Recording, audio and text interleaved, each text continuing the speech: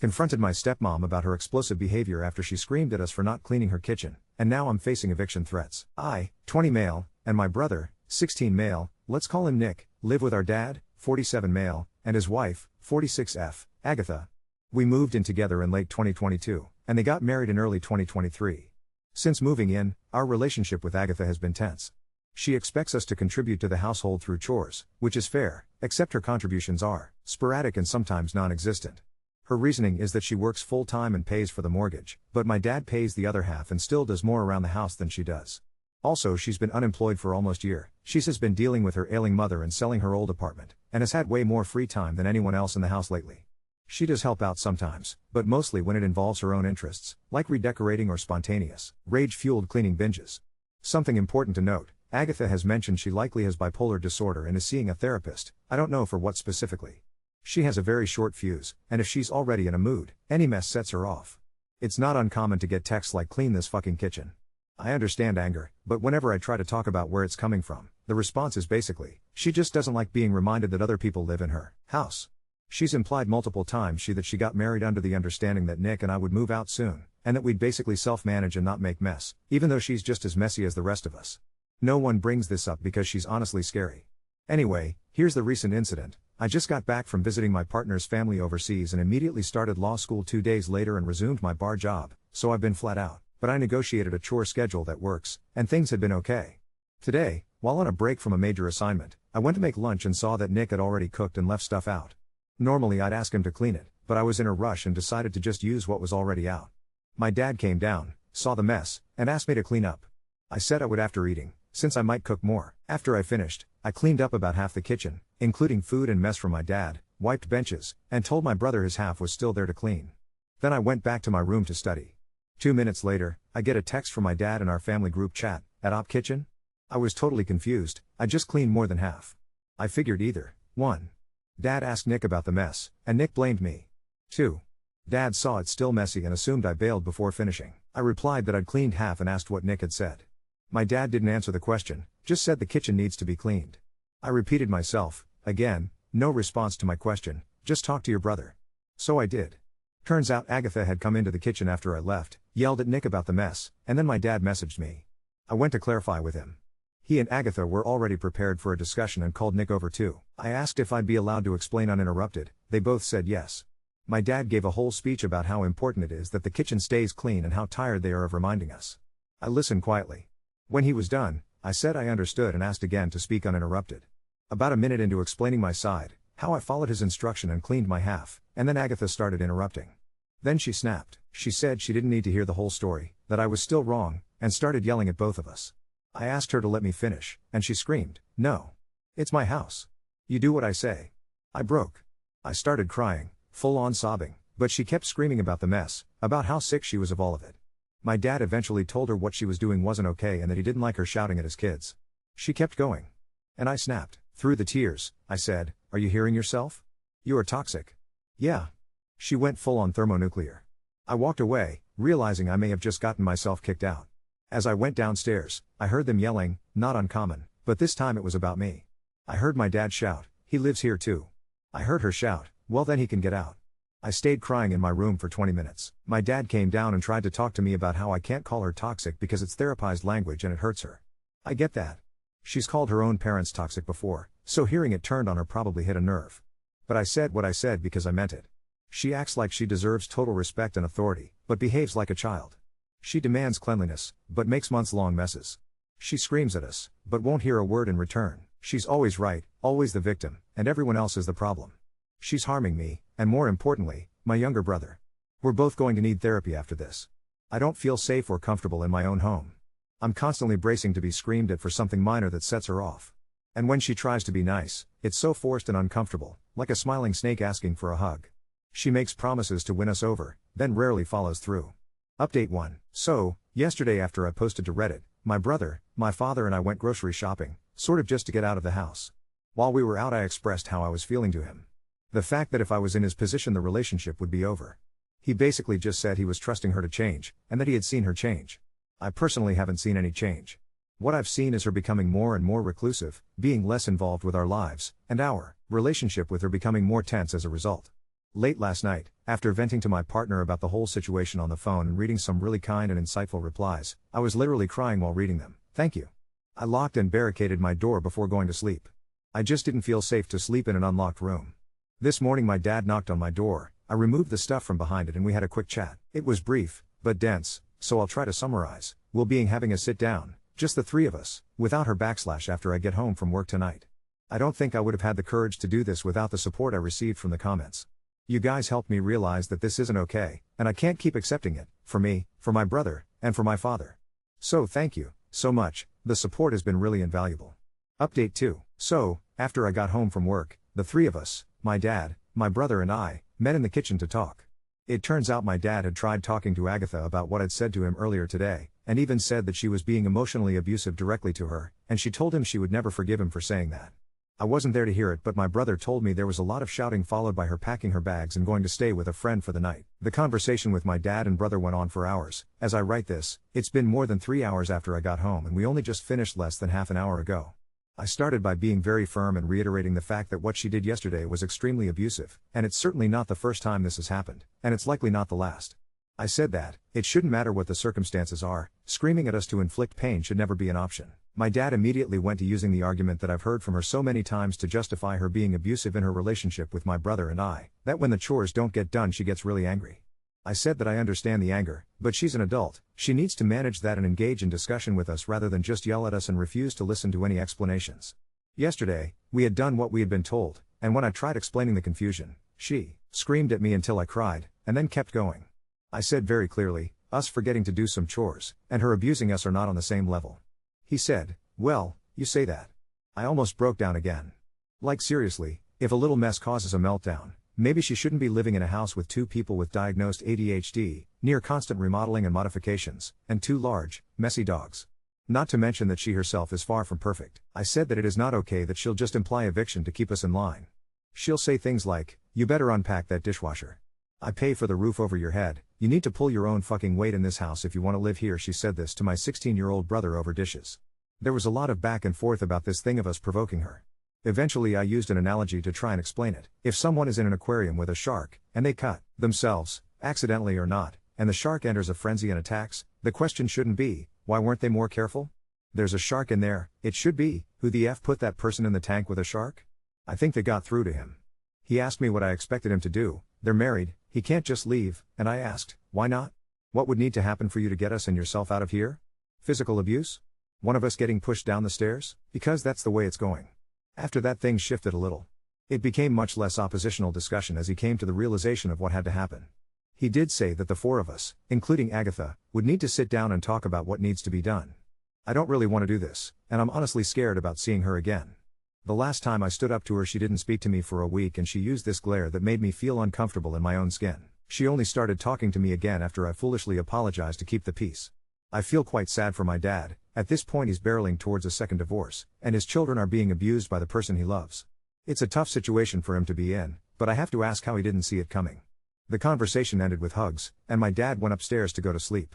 My brother and I kept talking, and eventually we started talking about how things were going with his girlfriend. He made a joke, and we laughed, maybe a little too loud, and I looked at the stairs almost out of instinct, expecting her to come down and yell at him to clean the kitchen and go to bed. I realized I don't have to worry about that right now. I really hope I never have to worry about that again.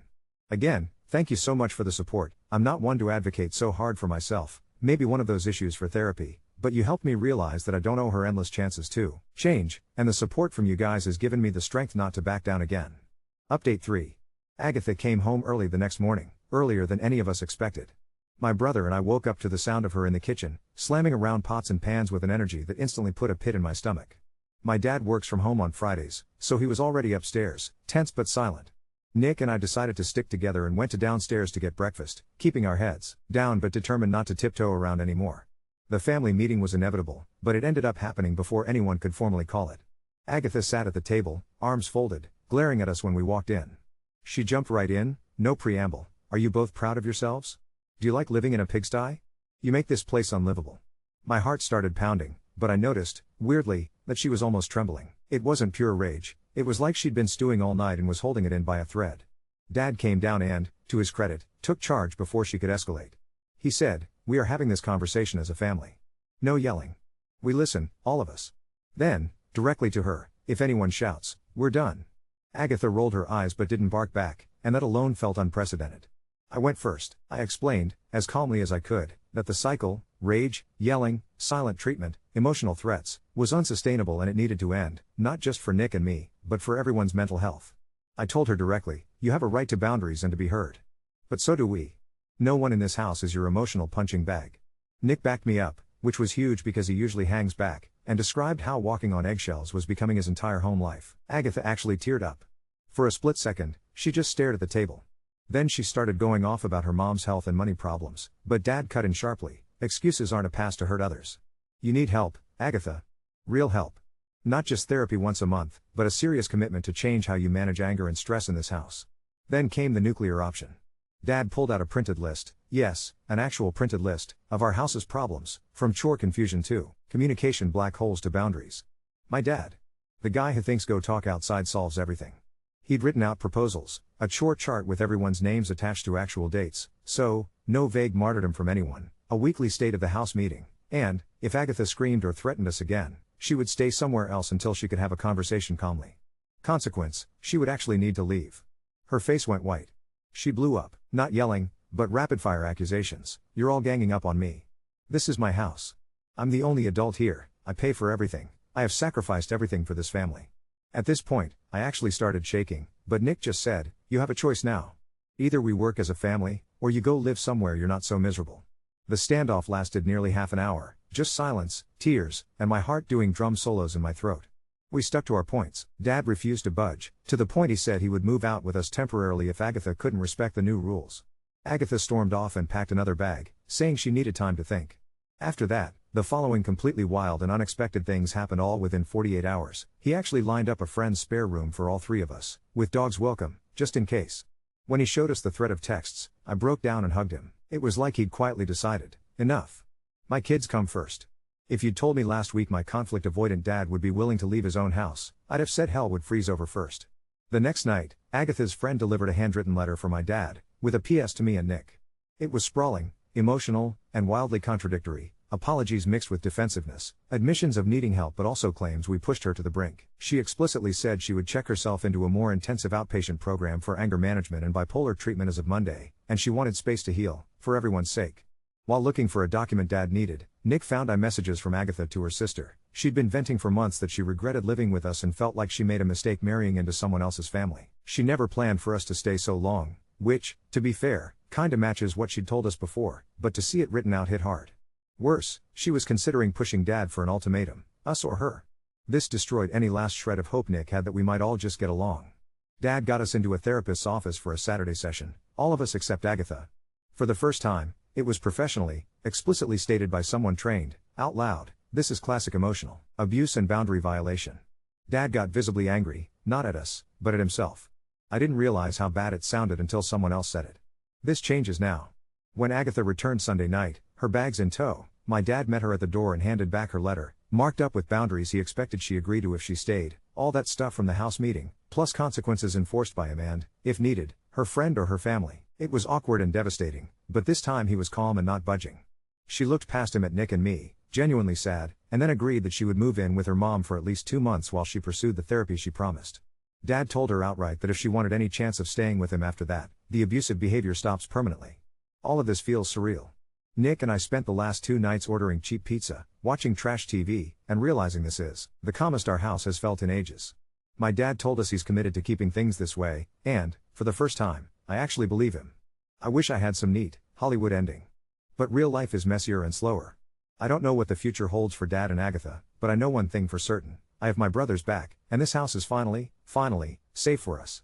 I'll do another update if something wild changes, which, given our track record, is totally possible, but for now, thank you, all of you, for showing me our reality wasn't normal or acceptable, and that fighting for your own peace isn't selfish, it's survival. Update 4. Velp.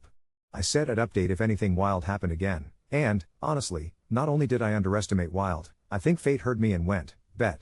So buckle up, Reddit, because the last month has been so packed with plot twists that my life now reads like a mid-budget Netflix drama. The Agatha exodus felt like a reset button on our whole house. For the first time in literally years, Nick and I stopped bracing for random explosions. Dad stuck to his word, He handled chores, grocery shopping, and even cooked an ancient family stew recipe that actually tasted like nostalgia instead of, emotional unrest. A very weird thing started happening almost immediately. Nick and I realized we were suddenly bad at being strict with stuff. For 2 days straight, we both forgot to wash our own breakfast dishes, not out of defiance, but because the anxiety trigger just wasn't there. We ate late, joked loudly, and for the first time, I didn't flinch at the sound of footsteps on the stairs. The world didn't end. Also, my dad took us both out to dinner. Real tablecloth, not a pizza box in sight. He apologized. Not the "I'm sorry if you felt hurt" kind, the full "I didn't listen and I'm sorry I let things get here" kind. I cried. Nick pretended not to. Progress. Here's where things started getting weird. Agatha actually stuck to her word.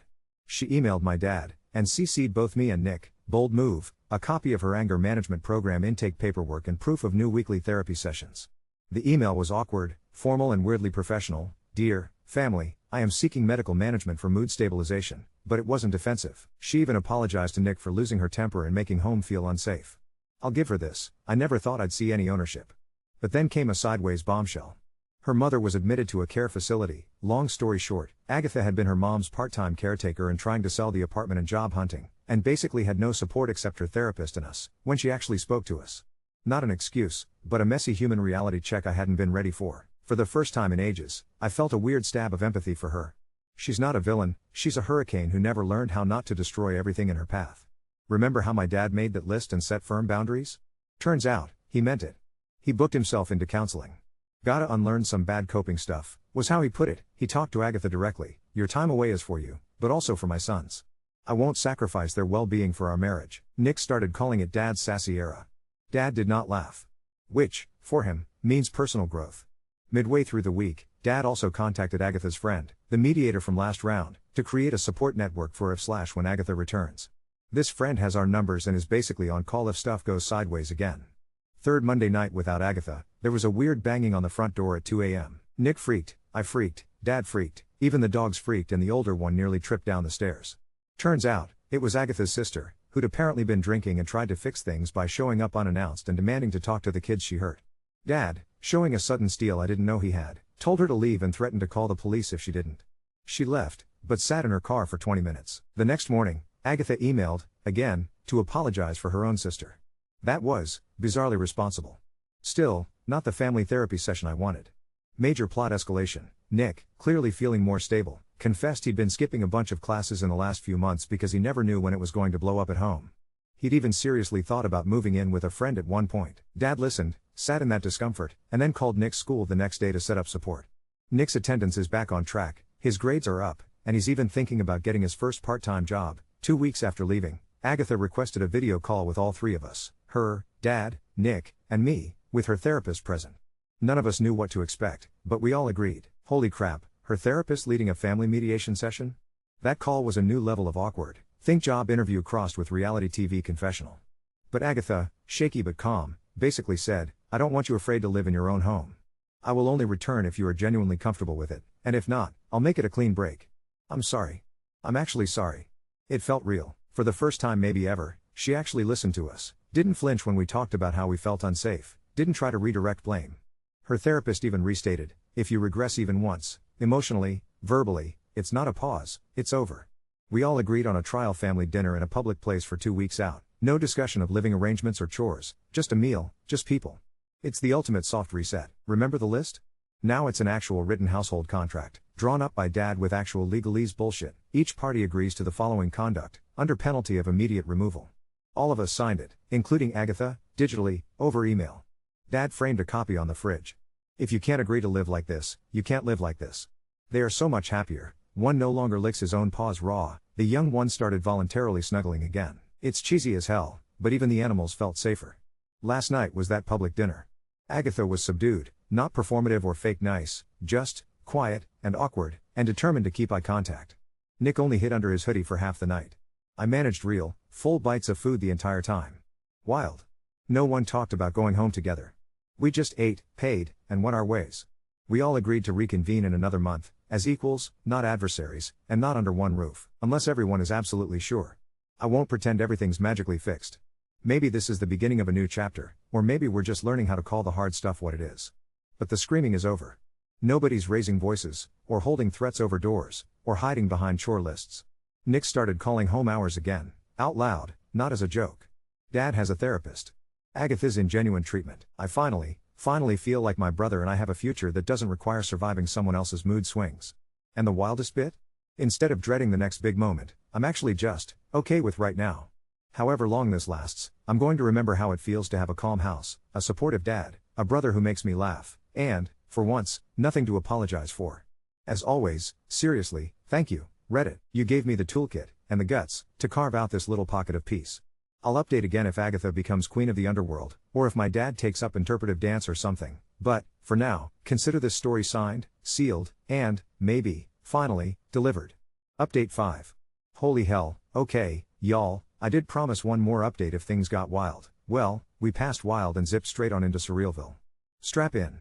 After that last public dinner, things went weirdly smooth. The household contract stayed on the fridge, and Agatha was off at her mom's, actually checking in weekly with progress notes from her therapist. She even color-coded her anger trigger lists. Leave it to her to make trauma management look like an Excel spreadsheet.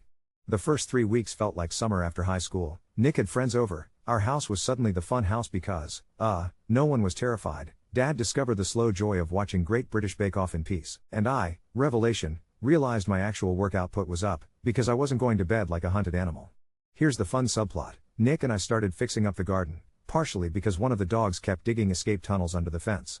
Our neighbor, Mrs. Lee, noticed and began dropping off cuttings and cookies. This will be important later, stay tuned. New challenger approaches, Agatha 2.0? A month into the status quo, Dad got a text, from Agatha, of course, saying she wanted to drop by to pick up some personal things. We agreed, with clear rules, daytime only, someone else must be home, and she needed to text before she arrived. She actually stuck to it. When she showed up, she was subdued. The loudest thing about her was her migraine sunglasses. No drama, no tears. While grabbing her things, she noticed a huge stack of unopened mail with her name on it. Cue awkward silence. Now, plot twist, among the mail was an official letter from a local nonprofit. Agatha's mom had, apparently, quietly registered Agatha, and by proxy US, for a local family mediation and adaptive living trial run by the organization. It's some kind of weird pilot program mixing therapy, chores, and community work exchange. Dad's joke, is this wife swap for repair jobs? Weirdest yet, Agatha's mom had apparently told them we were a high-need, high-conflict household that loves animals and needs help with boundaries and DIY projects. The program lead called Dad that week, and while he was ready to burn the whole idea to the ground, Nick was weirdly excited. Maybe they'll let us keep the goats, was his logic. The mediation program, long story short, we, after a bunch of negotiating, agreed to try 2 weekends of this trial. Session 1, a specialist comes over with 2 volunteers, agricultural students, I kid you not, bringing basic gardening gear, materials for a dog play area, and a family conflict facilitator. We got assigned to different tasks, Nick and I with the dogs and outdoor fixes, Dad with the home office declutter, and Agatha, if she showed up, on the chore accountability team. Surprise, Agatha did show up, and actually spent 3 hours outside, in gloves, working, in silence, but not in a rage. By the end, she was so exhausted she just sat on the porch with us, drinking lemonade. No one yelled, no one even raised their voice. Just awkward, dog petting, tentative peace. Session 2, the next weekend, Agatha helped Dad build raised beds, and we had an actual group dinner, mediator present, still, like training wheels for basic civility. She was still stiff but not hostile. Nick's theory, giving her a shovel is cheaper than giving her a mood stabilizer. I laughed, Dad didn't. The final boss round, family court, almost, here's where our Netflix miniseries takes a wild turn. In between sessions, Dad got subpoenaed for a hearing regarding Agatha's mom's care. Agatha's sister, yes, 2 a.m. car sit sister, was contesting their mother's power of attorney, and had included statements about the emotionally unsafe home environment. As part of all this, we had to provide statements, to an actual court therapist, about whether Agatha had been acting out of stress or something darker. This was brutal, I'll spare you the legalese, but Nick and I had to submit writing about our experiences. Agatha's defense? She admitted, under oath, to poor emotional regulation at home, for which I am continuing to seek professional help. No minimizing, no scapegoating, not even blaming us for the mess. For whatever reason, maybe the mediators worked? Maybe she's finally spent? It was honest. The judge wound up recommending 3 further months of living apart, with progress check-ins and court-mandated co-op therapy. Agatha agreed. Dad agreed. Nick and I didn't even have to argue. Mrs. Lee, the savior of sanity during all this, Mrs. Lee, remember, our neighbor with the magic cookies? Invited our household to help organize her son's charity dog adoption day. Nick volunteered. Dad volunteered. I, of course, got roped in. At the event, Nick ended up meeting one of Mrs. Lee's niece's friends. They've been texting every day. I'm calling it. His trauma house era is officially ending. Dad smiled and even made a dumb dad joke in front of people without cringing. Agatha's latest message last Friday, Dad got a long email from Agatha.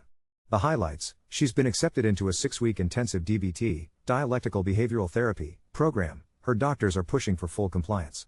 She's asked that all communication for the next phase go through her therapist, up to, but not, including, us sending updates on the dogs or forwarding urgent mail. She won't consider moving back in at all, even to visit, until her therapist, our household therapist, and the court's mediator all give blind, written recommendations that she's ready. The finale: for now, the changes in our house have been huge. Nick's new semi-girlfriend, it's early, regularly hangs out, without any of us flinching about wrong shoes in the hallway. Dad bought a new shelf. Proactively, the dogs are world-class snuggle monsters again. I'm about to finish my first law school year, not thinking about an eviction at every turn. And just last night, Dad took Nick and me out for burgers. He handed us each an envelope with a family fun savings gift card inside. He said, for next time we want to celebrate, not just survive. Here's the wildest bit: the judge's written order, which I got to see, literally says, all parties are entitled to a safe, non-threatening home environment. Restoration of the family unit should only proceed on mutual, documented, voluntary consent. TLDR, even the legal system agreed we were right to demand peace. And Mrs. Lee keeps giving us cookies. If life throws us another twist, I'll update. But for now, score 1 for boundaries, therapy, and Reddit realism.